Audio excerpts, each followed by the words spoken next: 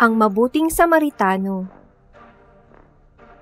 Isang araw ay may lumapit kay Jesus na isang eskriba na dalubhasa sa kautusan upang siya ay subukin.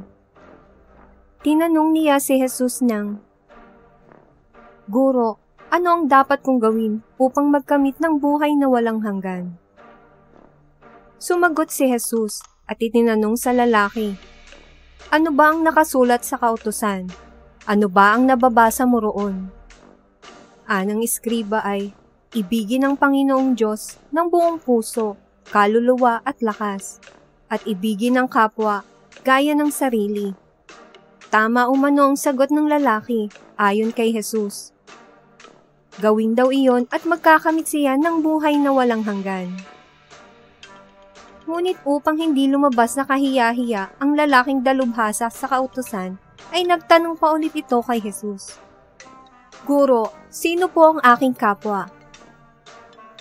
Kaya naman inihayag ni Jesus ang talinghaga tungkol sa mabuting Samaritano. Isang araw ay may taong naglalakbay mula sa Jerusalem papuntang Jericho. Hinarang siya ng mga tulisan. Hinubaran, binugbog at iniwang halos patay na.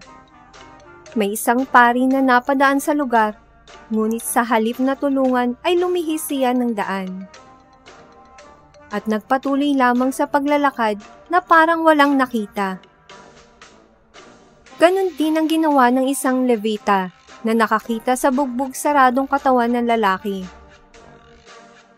Nagkataon namang napadaan ng isang lalaking Samaritano na naglalakbay. At nang makita ang lalaki, ay agad niya itong tinulungan. Siya'y naawa dito. Binuhusan at nilinisan ng sugat, saka binendahan. Pagkaraan ay isinakay niya ang lalaki sa kanyang asno at dinala ito sa bahay panuluyan upang maalagaan siya roon.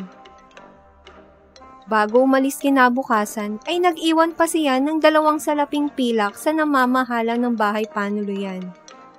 At nagbilin na alagaan niya muna ang lalaki at kung sakaling may magastos pa siya na higit sa iniwan niyang pera, ay babayaran na lamang niya ito sa kanyang muling pagbabalik.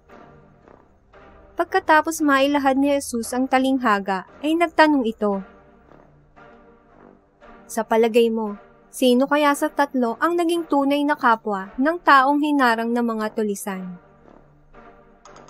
"Ang taong tumulong sa kanya," tugon ng eskriba.